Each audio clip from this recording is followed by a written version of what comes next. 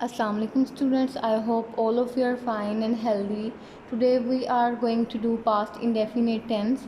So let's start with its definition.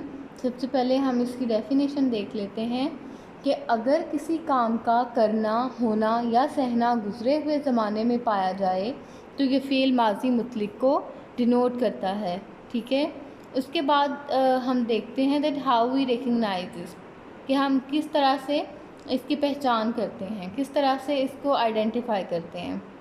Urdu फ़िक्रों के आखिर में अलिफ, छोटे बड़िए वग़ैरह या ता, था, ती, थी, ते, थे वग़ैरह आता है। मसलन उसने ख़त लिखा, हमने सवाल हल किया, वो स्कूल जाता था। इसके बाद हमने फॉर्मेशन देखनी है अफर्मेटिव सेंटेंसेस की। सबसे पहले अफर्मेटिव सेंटेंसेस को आप सिंपल सेंटेंसेस भी कहते हैं और पॉजिटिव सेंटेंसेस भी कहते हैं। सबसे पहले इसमें सब्जेक्ट लिखा जाता है, then second form of verb use की जाती है और फिर बाद में ऑब्जेक्ट। स्टूडेंट्स, आपने नोट करना है that no helping verb is used in affirmative sentences. ठीक है, इसमें कोई भी हेल्पिंग वर्ब यूज़ नहीं होता। मस्बत फ़िक्रों में कोई इमदादी फ़िल इस्तेमाल नहीं होता। और इसमें ये भी कोई कन्फ्यूजन वाली बात नहीं है कि आपने कौन से सब्जेक्ट के साथ क्या लगाना है। ठीक है, क्योंकि इसमें हम कोई भी हेल्पिंग वर्ब इस्तेमाल नहीं करते। जब हम ही, शी, इट या फिर आई, हुई, दे, यू कुछ भी एज अ सब्जेक्ट यूज़ करेंगे फॉर्मेटिव सेंटेंसेस में, तो हमने सेकंड फॉर्म ऑफ वर्ब ही सबके साथ इस्तेमाल करनी है। फॉर एग्ज़ाम्पल, उसने ख़त लिखा, ही रोट अ लेटर। इसमें ही आपका सब्जेक्ट है, रोट राइट की सेकंड फॉर्म है, लेटर जो है आपका ऑब्जेक्ट है। इसी तरह से हम सेकंड एग्जांपल भी देख लेते हैं। हमने मज़ामीन लिखे, we wrote essays. Third example है हमने सवाल हल किया, we solve the sum. Fourth example है मैंने सबक याद किया, I learn the lesson. Fifth example है नदीम पानी पीता था, नदीम ड्रैंक वाटर। एक बात आपने और नोट करनी है, that the sentences that do not have a routine are translated into English by using would are used to followed by first form of verb.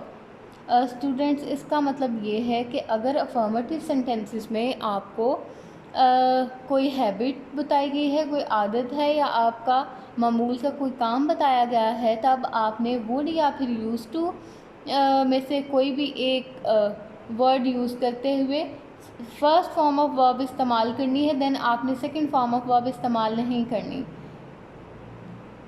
For example,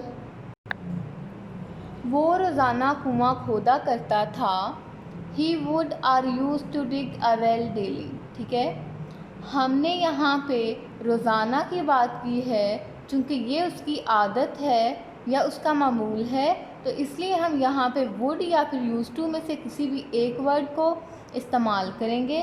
और फिर हम यहाँ पे डिग जो है फर्स्ट फॉर्म ऑफ वर्ब ये इस्तेमाल करेंगे, हम यहाँ पे डग इस्तेमाल नहीं करेंगे। ठीक है, इसी तरह से नेक्स्ट सेंटेंस भी देख लेते हैं। वो हर रोज़ नहाया करता था, he used to take bath daily. अब हम नेगेटिव सेंटेंसेस की तरफ चलते हैं। सबसे पहले हम इसकी भी फॉर्मेशन देख लेंगे।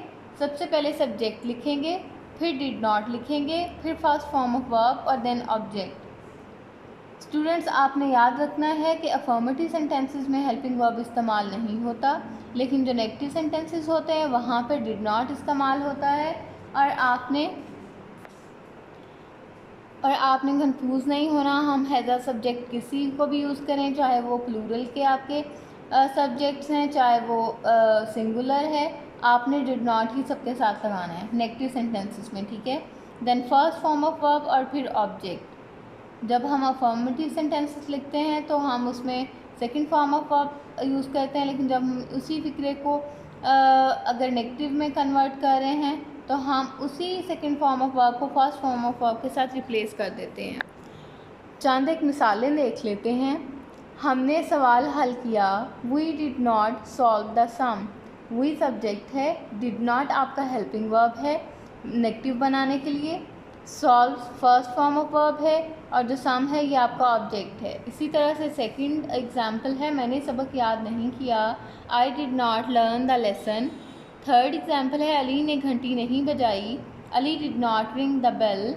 फोर्थ एग्जाम्पल है रशीद अपनी घड़ी को चाबी नहीं दिया करता था। Rasheed did not wind his watch. Fifth example है जमील ने इनाम नहीं जीता। Jameel did not win the prize. आपने एक और रूल याद ये रखना है कि जिन फ़िक्रों में आदत या मामूल पाया जाए इन मनफी जुमलों में सिर्फ वुड नॉट इस्तेमाल करते हैं, ऐसे फ़िक्रों में यूज़ टू इस्तेमाल नहीं होता। Because there are certain grammar rules and we have to follow them, we can't change them and we can't draw any sort of argument that why we are using would not and not used to। ठीक है, तो यहाँ पे अपना कोई logic इस्तेमाल नहीं किया जा सकता, इसलिए हमने सिर्फ वुड नॉट का इस्तेमाल करना है। सेंटेंसेस को नेगेटिव बनाते वक्त हमने यूज़ टू का इस्तेमाल नहीं करना। फॉर एग्ज़ाम्पल, वो रोज़ाना कुआं नहीं खोदा करता था। He would not dig a well daily. ठीक है, हमने यहाँ पे वुड नॉट इस्तेमाल करना है, यूज़ टू इस्तेमाल नहीं करना। इसके बाद इंट्रोगेटिव सेंटेंसेस है। सबसे पहले हम इसकी फॉर्मेशन देखेंगे। डिड का इस्तेमाल सबसे पहले करेंगे, डिड के बाद हम सब्जेक्ट लिखेंगे, then first form of verb लिखेंगे, फिर ऑब्जेक्ट लिखेंगे और लास्ट पे इंटेरोगेशन मार्क लास्ट में लगाएंगे। सवालिया जुमलों का तर्जमा करने के लिए इमदादी फ़ेल डिड को फ़िक्रे के शुरू में लगाते हैं, लेकिन जिन फ़िक्रों में आदत या मामूल पाया जाए इन में वुड फ़िक्रे के शुरू में और आखिर पर सवालिया निशान। ठीक है, फॉर एग्ज़ाम्पल, क्या उसने ख़त लिखा? Did he write a letter? क्या हमने सवाल हल किया? Did we solve the sum? क्या वो रोज़ाना कुआं खोदा करता था? Would he dig a well daily? एक बात आपने और नोट करनी है कि डबल सवालिया जुमलों का तर्जमा करने के लिए सवालिया अल्फाज for example when, why, where, what, how, who वगैरह को सादा सवालिया जुमलों के शुरू में लगा देते हैं और आखिर पर सवालिया निशान। ठीक है, फॉर एग्ज़ाम्पल, हमने कब सवाल हल किया? When did we solve the सम?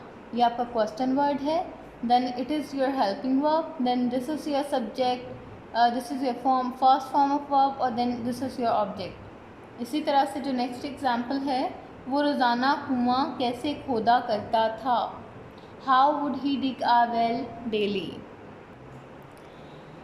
इसके साथ ही आपका पास्ट इंडेफिनिट टेंस जो है वो कंप्लीट हो गया है। आपने इसको बहुत अच्छे तरीके से देखना है, करना है, प्रैक्टिस करनी है, रूल्स को याद करना है।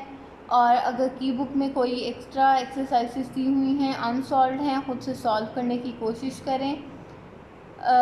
इस तरह से आप तैयारी कर लें कि आपकी एग्ज़ाम की तैयारी हो जाए। ठीक है, तो stay safe, thank you so much.